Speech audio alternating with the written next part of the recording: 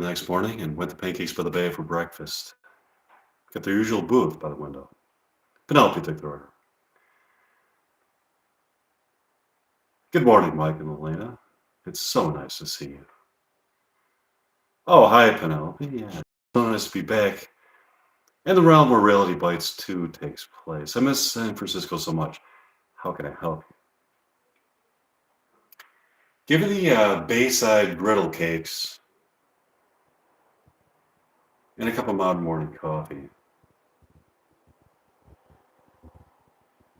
For you, Mike. Um, Give me the Paradise pancakes and a cup of Mountain Morning coffee. Coming right up. So let's look out the window and here in Pancakes by the Bay and observe happy San Francisco people. Sure is. I miss that.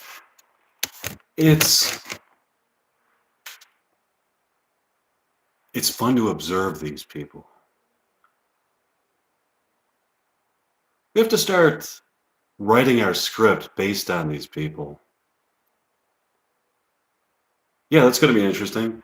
I thought that what we could do is write the script and put on a performance right here in the restaurant. The performance will be untitled so as to give them no indication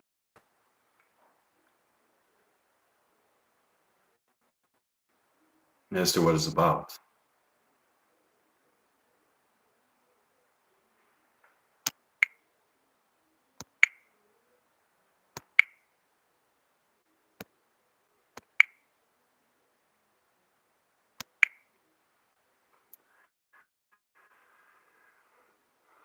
After the performance, we could tell the people that it was based on their interactions.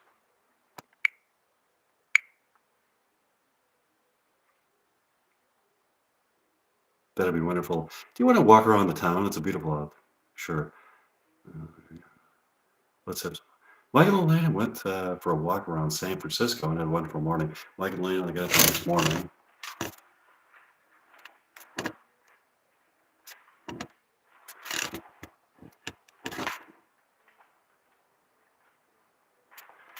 And went to Pancakes by the Bay for breakfast and coffee. Penelope took the order. How can I help you, people? Give me the Bayside crepes and a cup of Mountain Morning coffee. And for you, Lilena? Give me the Bayside pancakes and a cup of Mountain Morning coffee. Coming right up.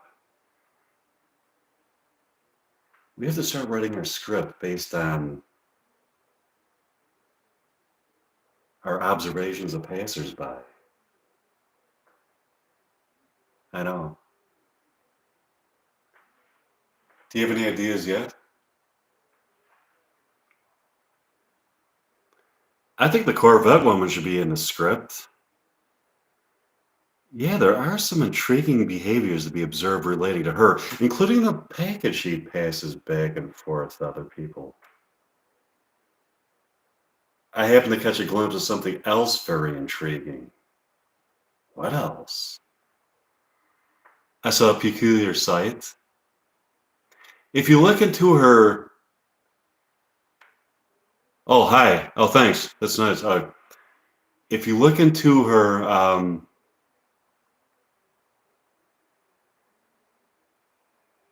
rear view mirror, you can see some kind of supernatural being from the netherworld. This being cannot be seen outside of the mirror, where it appears to be reflected into the mirror. That could be seen in the mirror itself. The Corvette woman also gives this being packages. Wow, that's intriguing. Do you want to go back to my condominium, praise more William Shakespeare delight? Sure. Mike and Elena went back to Mike's condominium, praise more William Shakespeare delight. Mike and Elena got up the next morning and went to Pancakes by the Bay for breakfast and coffee. They got their usual booth by the window. Penelope took the order. How can I help you?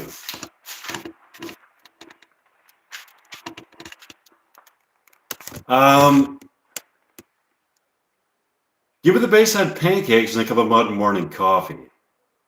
And for you, Elena?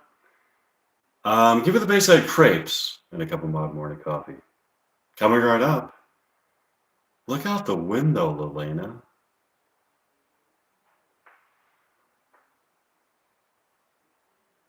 Wonder what's going on out there. They look out the window to see the Corvette woman staring intensely at the supernatural being in a rearview mirror.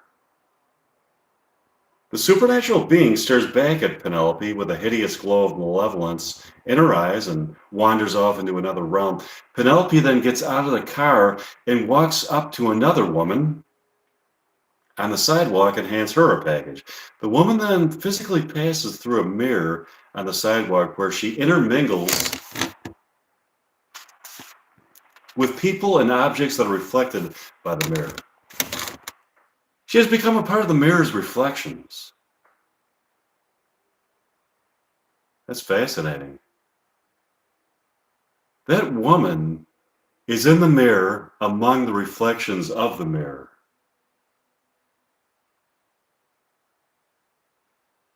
It's almost as if you were able to, if somebody was actually, when you look at the people and objects that are reflected by a mirror, but then there was like some person inside the mirror that wasn't part of the reflections that are reflected by the mirror. It's like a person that's inside the mirror independently of what the mirror is reflecting. I wonder why she's in there.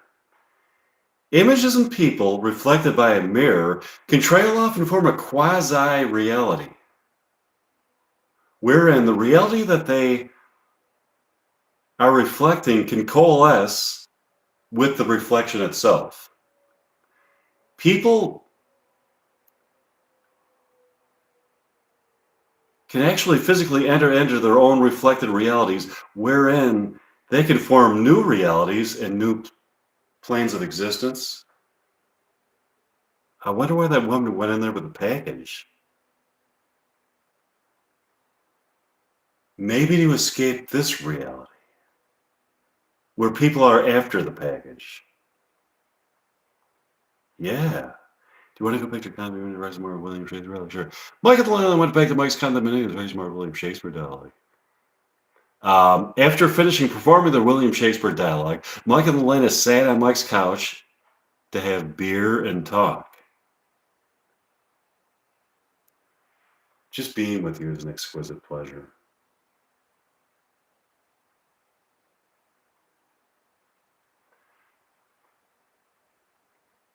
It's what I look forward to most every day.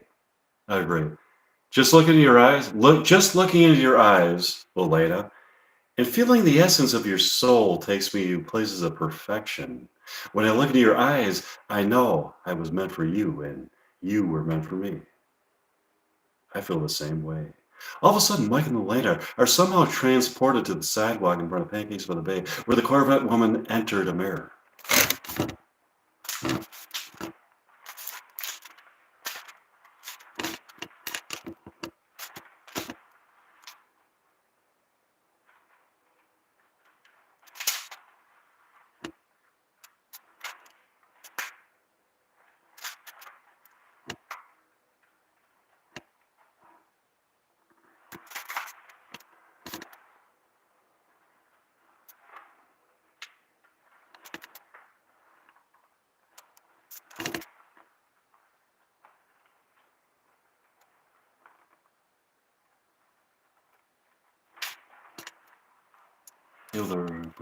All of a sudden, he looks into the large mirror on the wall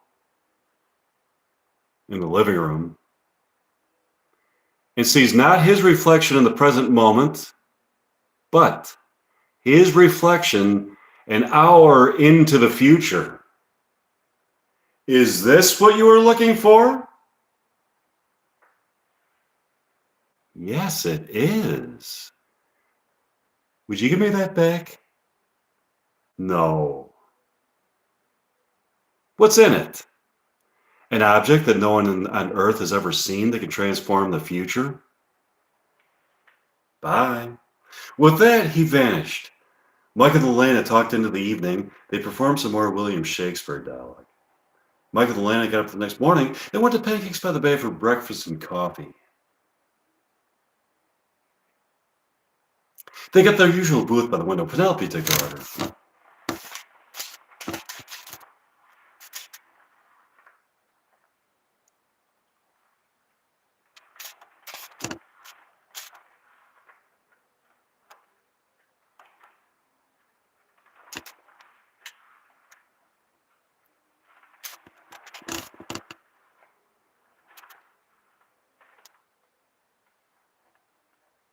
How can I help you? Give me the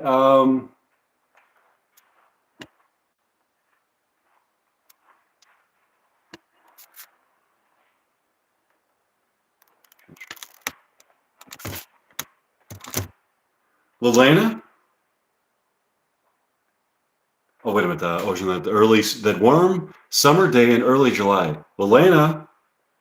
Yes, what is it like? If you could transform the future, in what way would you transform it?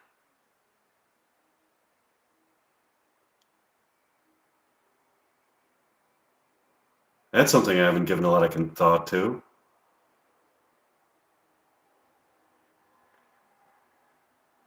Considering the fact that the future does not yet exist, only the past and the present exists,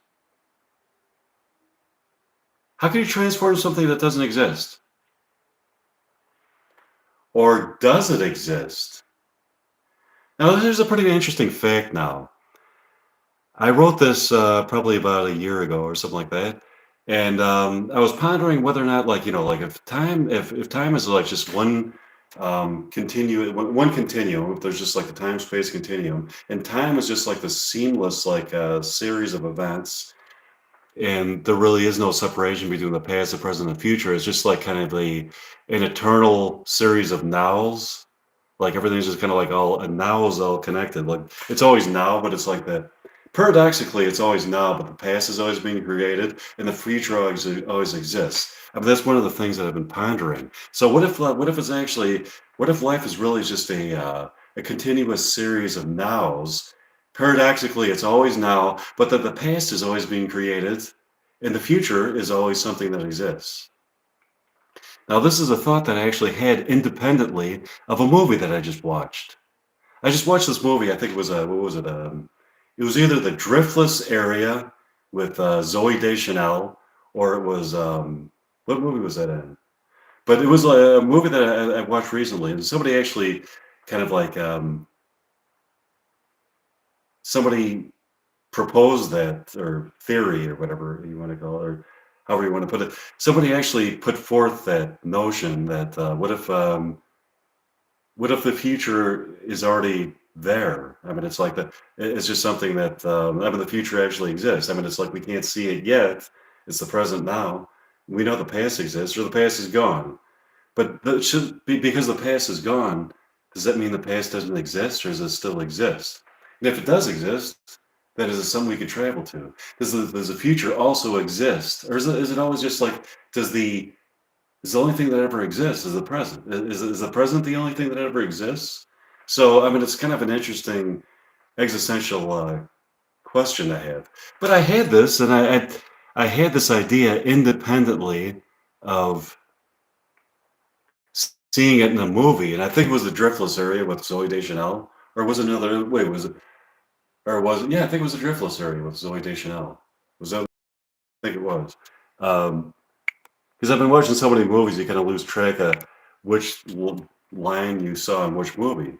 But I think it was the Driftless Area with Zoe Deschanel. And somebody actually had put forth the theory of what if the future already exists? It's already there. It's just something that we're going to eventually travel to, but it already exists. And so they kind of like, it kind of, I find it very interesting that that notion was actually thought of by somebody else other than me. Somebody else had that idea too. But then I also read in this book a few years ago that there's like this about like a minefield that exists. It's like it's kind of like something that keeps everybody the collective mind of people is like all kind of like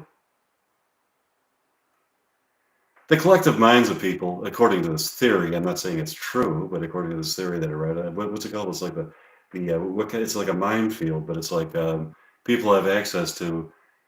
There's ideas that are floating around in this minefield that it's just a matter of like who is the first person enlightened by these ideas. And it was some, so let's some kind of some philosopher had this idea, but so some of these discoveries made by great scientists and great philosophers were actually there in this minefield. And it's just a matter of like who. Well, I mean, it's like, and then they find accounts of like people that all had the same idea at similar times in the course of human history, and that it's all like everybody has access to this minefield, the collective imaginations and minds of people. But anyways, so I found it very interesting that this idea that I had that I put into my Reality Bites 2 script was actually an idea that I found in a movie. I think it was a Driftless area with Zoe Deschanel. Anyways, okay. Or does it exist? In the same sense that you could try to say that the future doesn't exist, you may also say that the past doesn't exist. It doesn't appear. It doesn't appear that anybody has traveled to the past. If the past did exist and is something tangible, you could surmise that you could access it. You might be onto something. The past does exist in images in our minds and artifacts in the tangible world. But is the past itself something that exists apart from our memories of it? In pictures and records that we have of the past? I think that perhaps within a duality of an eternal nowness of being, that there paradoxically exists a past and a future. The question is whether or not the past and the future may be altered or travel to. If so, the package is important. I agree. They walked along the beach more that afternoon and made love in the moonlight on the shore that evening. Would you like to go back to my condominium, Brexmore William Shakespeare dialogue? Sure. Mike and Elena went back to Mike's condominium, the Brexmore William Shakespeare dialogue. Mike and Elena got up the next morning and went to Pancakes by the Bay.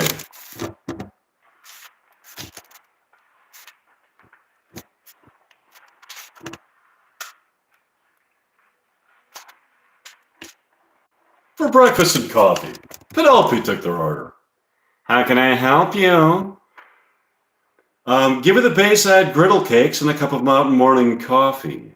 And for you, Elena, give me the Bayside griddle cakes and a cup of mountain morning coffee. Coming right up. Have you been thinking about the murder lately? No, have you? Not much. It's gone unsolved for many months. Maybe we should be thinking about it. I say, we let the detectives solve it. I've been thinking about the American buffalo lately and its spiritual connection to the indigenous people of Texas. Oh, yeah, that. How's that been coming along? Wonderfully. I've found that the American buffalo is an iconic figure that not only gets Texans in touch with their inner selves, but also many American people. That's excellent. Oh, here comes Penelope with our order. Here you are. Thanks, Penelope. Look out the window. Do you see that? It's the woman. It's the Corvette woman staring at us. From inside of her car, wearing square sunglasses, intermittently smiling and frowning. Yes, I see it. You like the square sunglasses?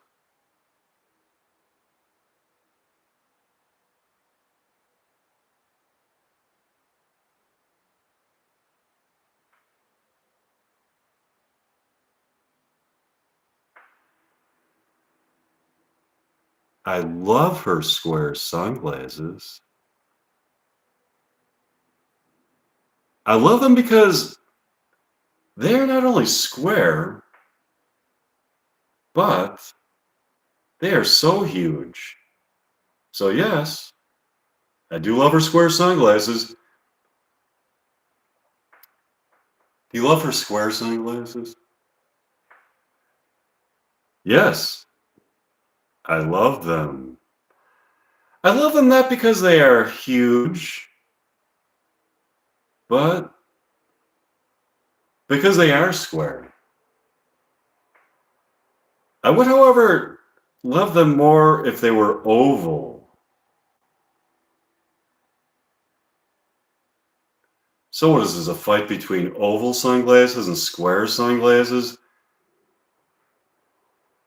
Which side are you on? Oval sunglasses or square sunglasses? How much more would you love her square sunglasses if they were oval? Uh, I would love her square sunglasses 74% more if they were oval. That being said, I think that her square sunglasses are cool. They are not square. They are square in shape, but they are not square when it comes to coolness. I agree.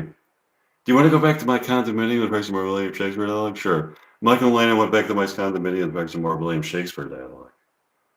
Mike and Elena got up the next morning and went for a walk along the Golden Gate, along the ocean near the Golden Gate Bridge. It was sublimely beautiful out, with the early June sun highlighting their facial contours, or highlighting the facial contours of Elena's ageless beauty. Have you thought any more about the murder? No, have you? As a matter of fact, I have. Um,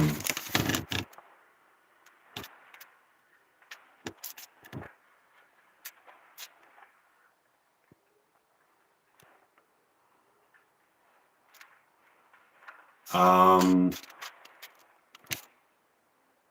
I saw something early this morning before you got up.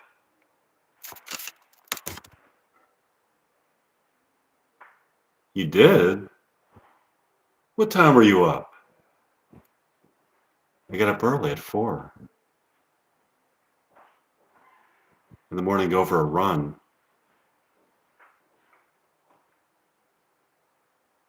It's a great time to be up. It's not too many people around. It's so serene. That's nice. What did you see? I saw the Corvette woman pull up to the curb in front of Pancakes by the Bay.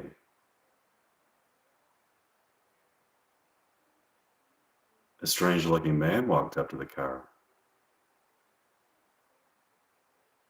reached into it,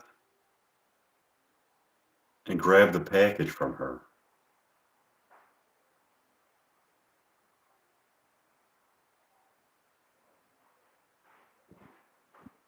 As he ran off,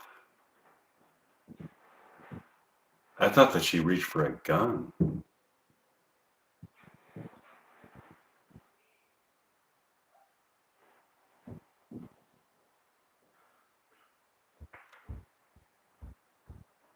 I didn't see the gun because it was too dark.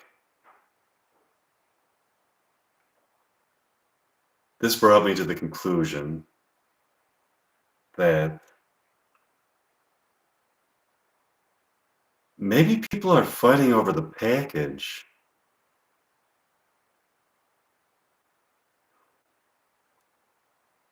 because it can transform the future.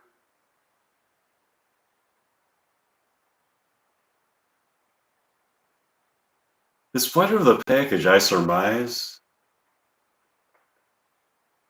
might be a motive for murder.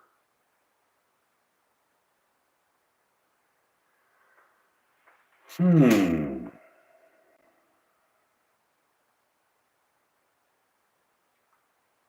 That's a somewhat plausible theory. Thanks. Now I'm trying to figure out why Each particular person would want to transform the future.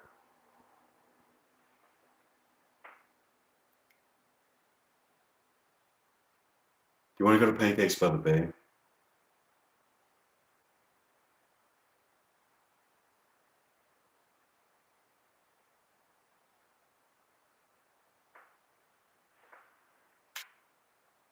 Sure.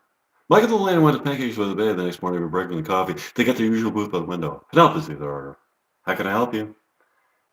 Um, Give me the Bayside griddle cakes and a cup of hot morning coffee. And for you, Atlanta, give me the Bayside griddle cakes and a cup of hot morning coffee. Coming right up. Penelope, I have a question. Yeah, what is it?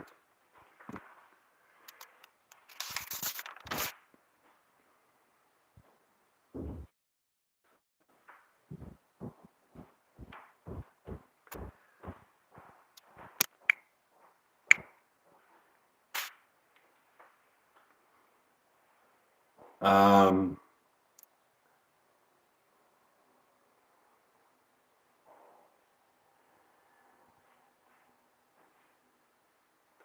are you still working on your movie about the murder mystery here? Yes, it's almost completed.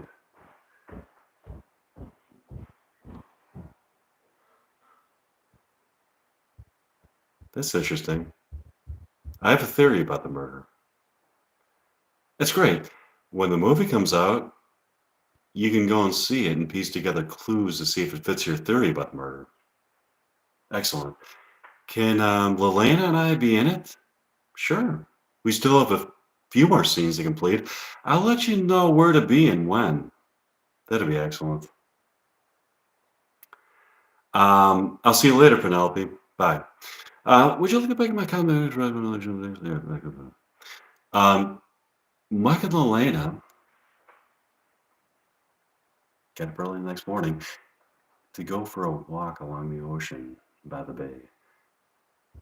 The temperature was nearly perfect that morning.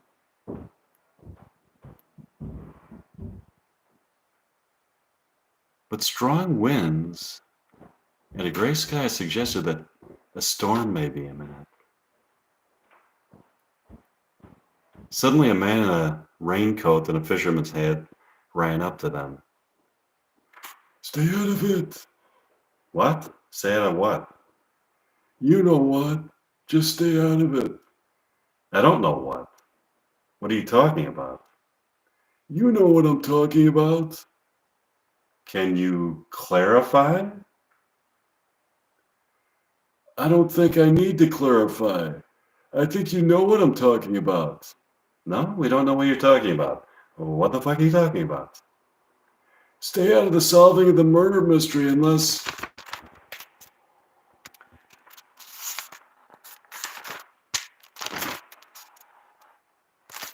You want to put yourselves in harm's way. Harm's way? Harm's way is my middle name. I'm not afraid to be in harm's way. As a matter of fact, I live in a street named Harm's Way. Really? No, I'm just kidding. Seriously, though. Why should we stay out of the solving the murder mystery? There's a hidden society of counterparts of each person, living in a parallel realm in this area. Each of us has a counterpart, an exact duplicate of ourselves that wants to take over. If they do so, we could be cast off into that realm, and they could take over for us here. I doubt that. The man suddenly ran away. What? You don't believe him, do you? You never know. I doubt it. Do you want to go to Pancakes by the Bay? Sure.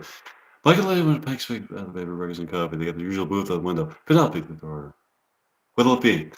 Give me the Bayside griddle cakes and a cup of morning coffee. And for you, Lilana, give me the Bayside griddle cakes and a cup of morning coffee. Coming right up. As Penelope walked off, She looked out the window at a man and a woman who were dressed in black hooded capes, like those worn by people involved in black magic and the occult. They nodded at each other with approving gestures. Did you see that, Elena? Yes. I think Penelope may still be a suspect. Penelope came back with her food. Let's just enjoy the food, sure.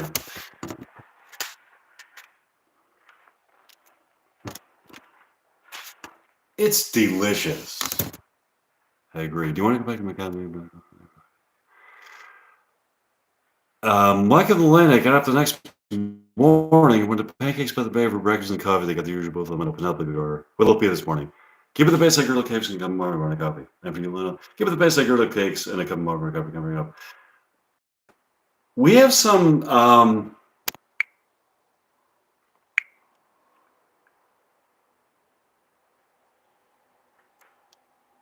conflicting evidence now about the murder. Yeah, it's conflicting. There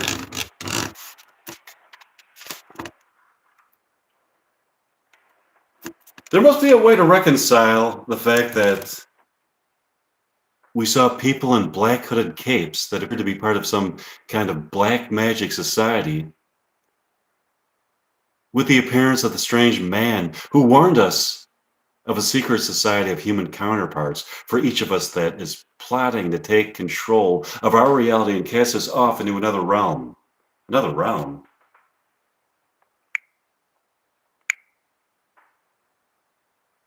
That could be it. What do you mean? I happen to know that the person who writes Reality Bites 2 is a guy named Mike Meyer. He has a series of science fiction stories that he also writes called Another Realm. Really?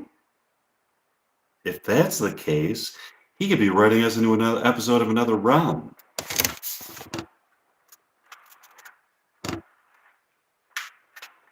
My point exactly. Maybe we could find clues about the murder in the other realm. Yeah, maybe.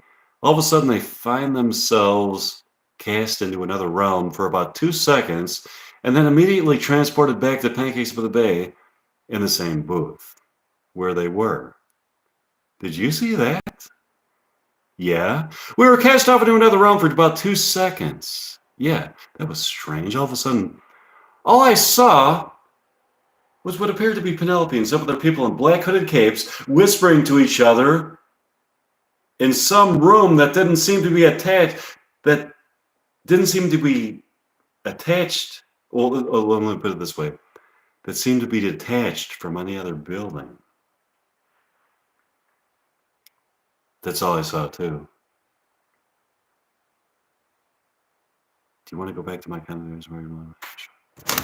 Mike and Elena went back to Mike's condominium because more brilliant Shakespeare dialogue. Mike and Elena got up the next morning and went to Pancakes by the Bay for breakfast and coffee. They got their usual booth by the window. Penelope took their order. What'll it be this morning? Give me the Bayside griddle cakes. And a cup of mud morning coffee. And for you, Elena? Give me the Bayside griddle cakes and a cup of mud morning coffee. Coming right up. Oh, I just want to let you people know. My movie about the murder is in its final stages of production. It's going to be released later next year.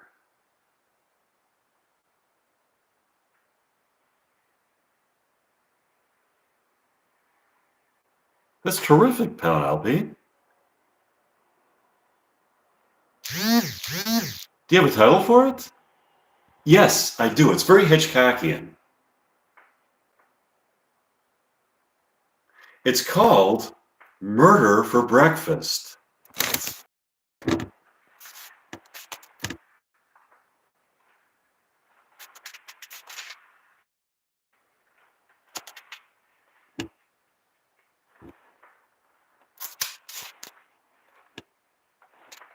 Um,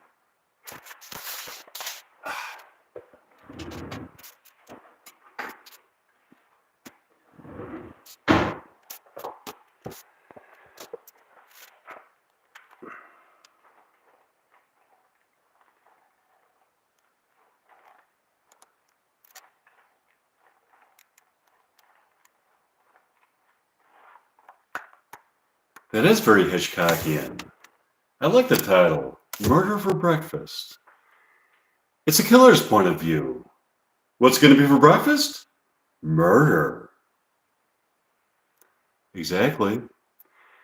We could sort through the evidence contained in the movie and solve the murder. It appears from evidence that I have gathered that perhaps the murderer had a nice big breakfast here at Pancakes with a Bay before he or she committed the murder, and then decided to, and then threw the dead body into the van. Do you think that the murderer might have left a nice tip? Yeah, murderers are known to be good tippers with a charming and benevolent side to them.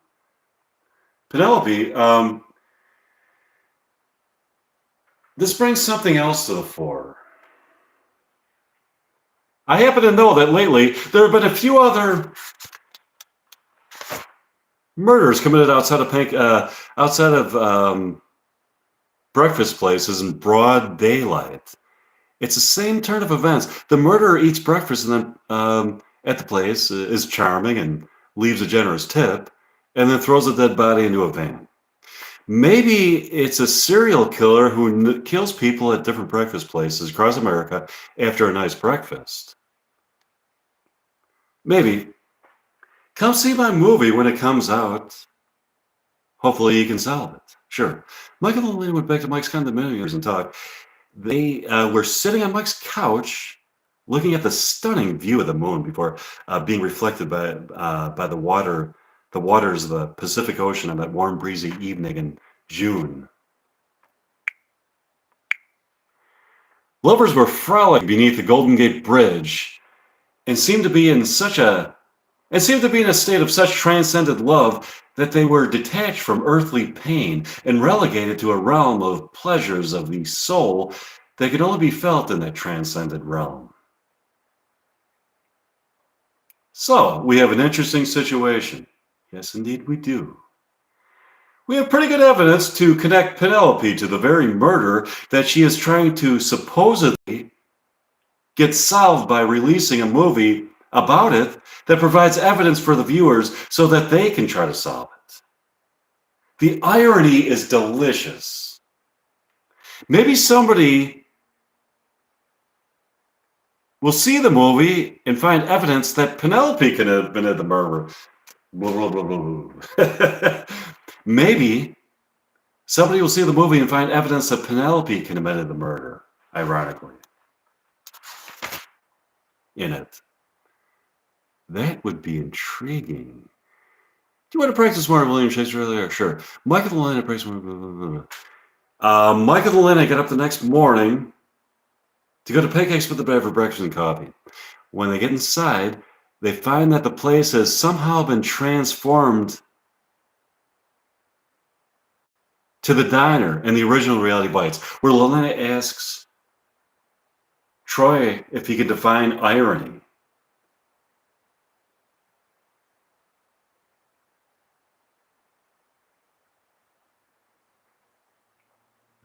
Troy and Elaine are sitting in the bar.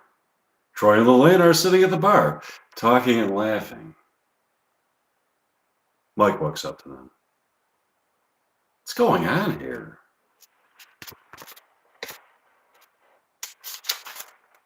What do you mean? I mean, when I walked in here, I was expecting this to be Pancakes by the Bay. This is the diner from the original Reality Bites. Yeah, what else would it be? Winona and I are filming the scene in the diner in the Reality Bites, for Reality Bites. Do you mean Lelena? No, Winona. That's the character she portrays. So I am speaking to Ethan Hawke. In between takes, preparing for his next scene as Troy Dyer back in the early 90s when it was being filmed. Yeah, exactly. That's incorrect. You are Troy Dyer. And this is the realm where Reality Bites 2 takes place, which has somehow intermingled itself with the realm where Reality Bites 2 takes place. No, I disagree. This is reality, and I am Ethan Hawke in between takes, getting ready for the next scene we are filming for Reality Bites. No, Ethan, that's incorrect. You'll find out. I disagree. Disagree if you want, you'll find out. I did notice that when you look outside, it looks different out there. Yeah, it does. That's because when you're looking outside, you are seeing the outside of Pancakes by the Bay in San Francisco in Reality Bites 2. The inside of the diner from Reality Bites has mysteriously been juxtaposed with the outside of Pancakes by the Bay. When I walked in Pancakes by the Bay from Reality Bites, I found myself in the diner from Reality Bites. Let me reiterate.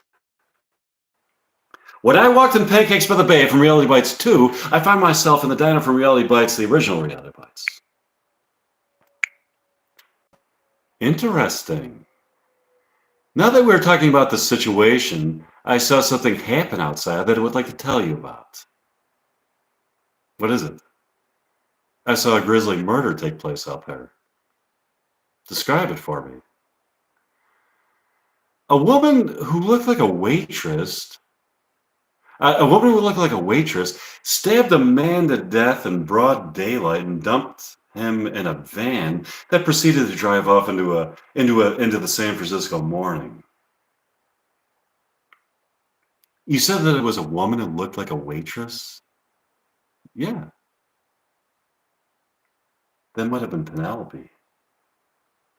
Penelope? Who's that? That's a waitress from Pancakes by the Bay and Reality Bites 2.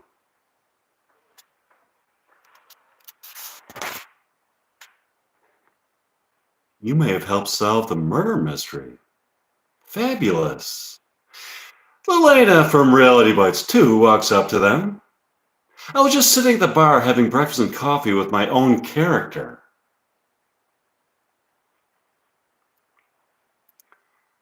From the original Reality Bites, and overheard your conversation. It sounds like Troy from the original Reality Bites may have solved our murder mystery accidentally. Yeah, it does appear that he may have solved it.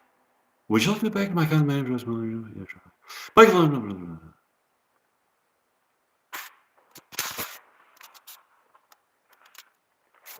Michael and Elena got up the next morning and decided to go to Pancakes by the Bay for breakfast and coffee. They got their usual booth by the window.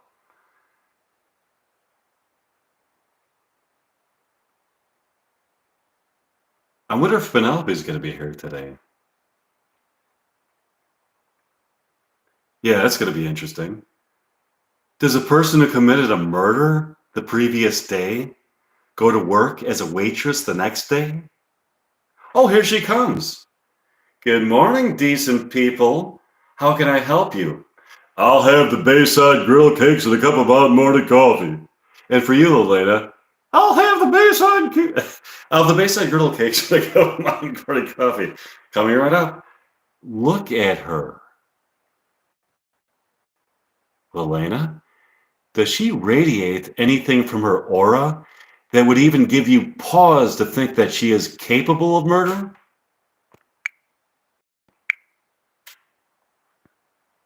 No, she doesn't.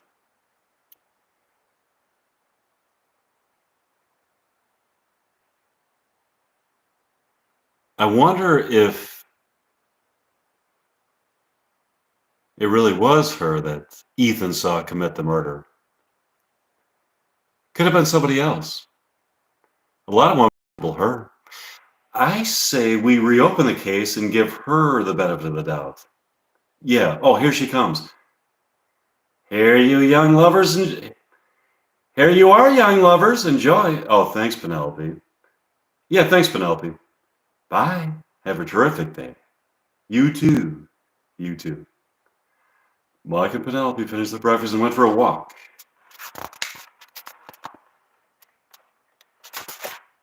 around town. So, Elena, we have a lot of conflicting evidence. Yeah, the murder still hasn't been solved. Do you want to go back to my condominium to practice some more William Shakespeare dialogue? Sure. Mike and Elena went back to Mike's condominium to practice more William Shakespeare dialogue. Here's an excerpt.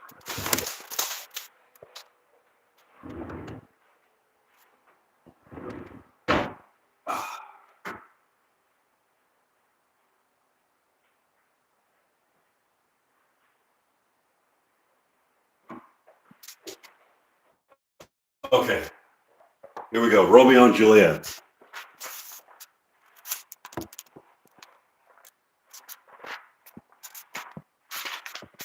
Scene 2, Capulet's Orchard. And Romeo.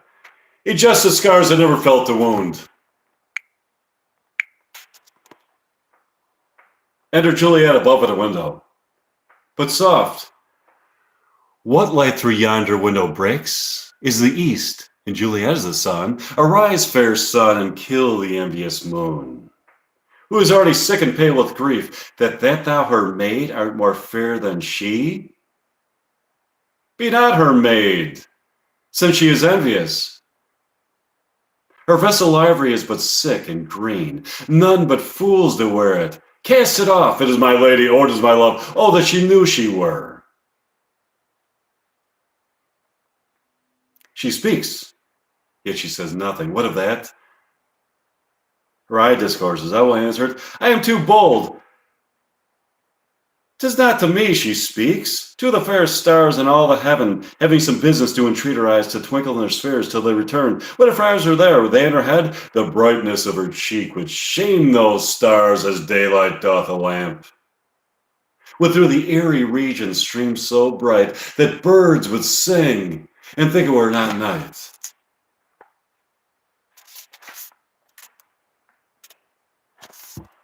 See how she leans her cheek upon her hand?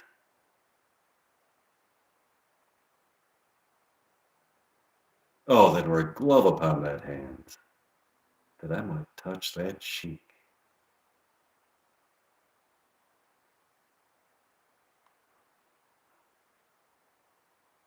She speaks, oh speak again, bright angel, for thou art as glorious as thy peak over my head as a winged messenger of heaven, unto the white upturned wondering eyes of mortals that fall back to gaze on him when he bestrides the lazy pacing clouds and sails upon the bosom of the air.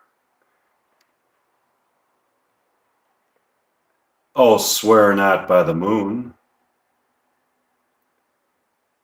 The inconstant moon, that monthly changes in her circular orb, lest that thy love prove likewise variable. What shall I swear by? Do not swear at all. Or, if thou wilt, swear by thy gracious sin, which is the God of my idolatry, and I'll believe thee. If my hearts are well, do not swear, although I joy in thee. I have no joy in this contract tonight. It is too rash, too unadvised, too sudden, too like the lightning which doth cease to be, ere one can say light and sweet good night. This bud of love by summer's ripening breath may prove a beauteous flower when next we meet. Good night, as sweet repose and rest come to thy heart. Oh, wilt thou leave me so unsatisfied? What satisfaction canst thou have tonight? The exchange of thy love's faithful vow for mine? I gave thee mine, and yet I would give again.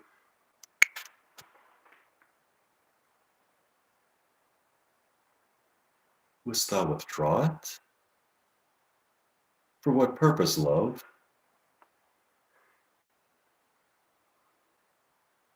But to be frank and give it thee again, and yet I wish for the thing that I have. My bounty is as boundless as the sea. My love is deep. The more I give to thee, the more I have, for both are infinite. I hear some noise within.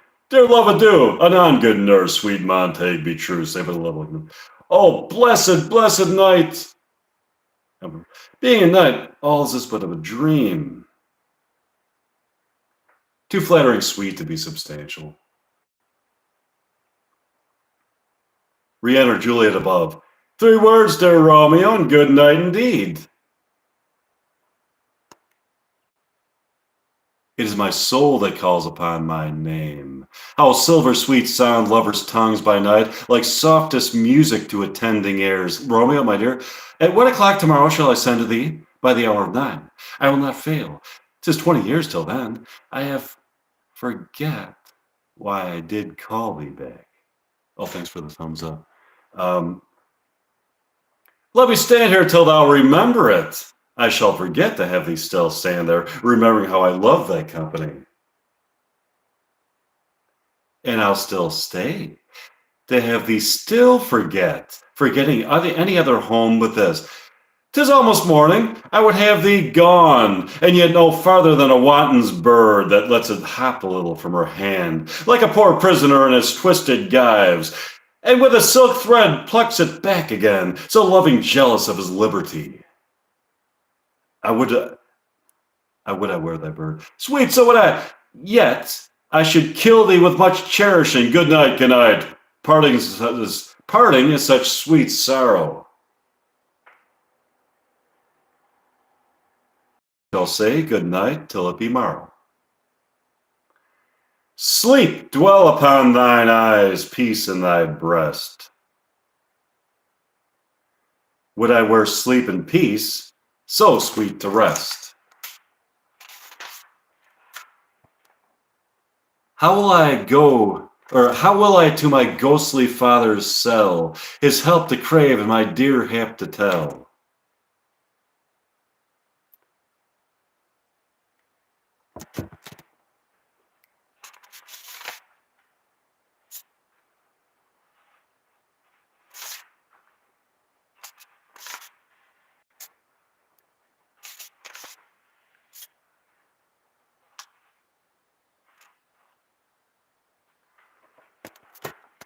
Wilt thou be gone? It is not yet near day.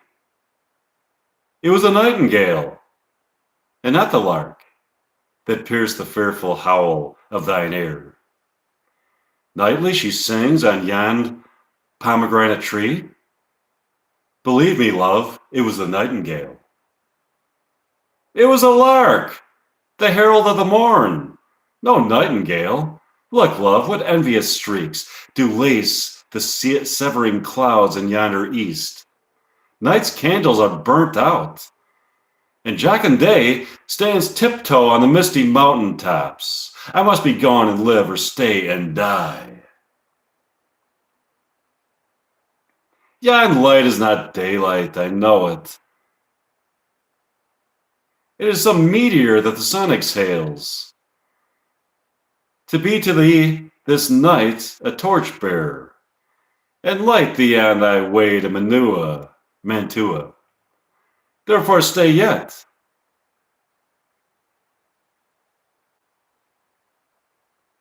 Thou needest not to be gone. Let me be put to death, I am content, so thou wilt have it so. I'll say yon gray is not the morning eye, 'tis but the pale reflex of Cynthia's brow, nor that is not the lark whose notes do beat the vaulty heaven so high above our heads. I have more care to stay than will to go. Come, death, and welcome Juliet wilted so. How is it, my soul? Let's talk. It is not day. It is he. Be gone, away. It is the lark that sings so out of tune, stroining harsh discords and unpleasing sharps. Some say the lark makes sweet division. This doth not so, for she divideth us. Some say the lark and low toad change eyes. Oh, now I would have had changed voices too.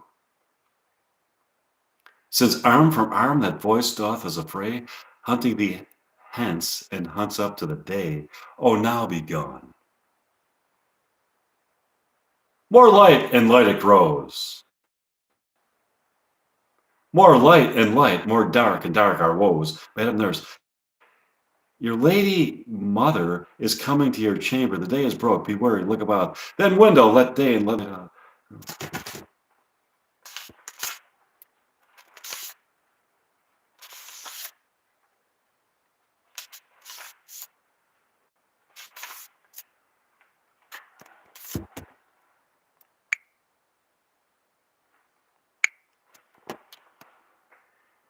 Enter Romeo and Balthasar with a torch, a mattock, and a crow of iron.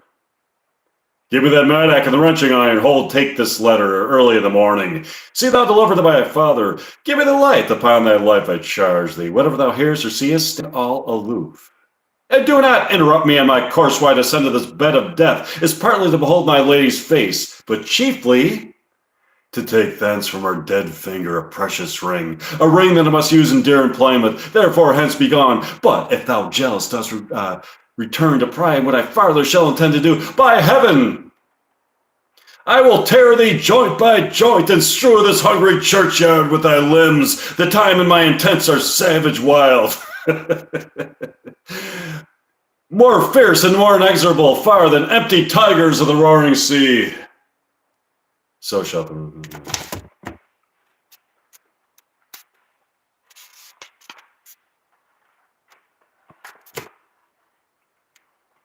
This letter doth make good the friar's words.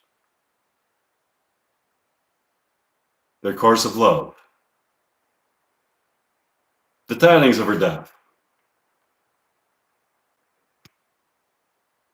And here he writes that he did by a poison of a poor apothecary, and therewithal came to this vault to die and lie with Juliet. Where be these enemies? Capulet, Montague. See what a scourge is laid upon your hate, that heaven finds means to kill your joys with love. And I, for winking at your discourse, too, have lost a brace of kinsmen, all are punished. Oh, brother Montague, give me that hand. This is my daughter's jointure. For no more can I demand. But I can give thee more. For I will raise her statue in pure gold, that whiles Verona by that name is known, there shall no figure at such rate be set as that of true and faithful Juliet.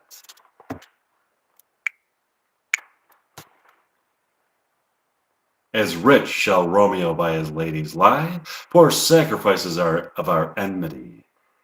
A gloaming peace this morning with it brings. The sun for sorrow will not show his head.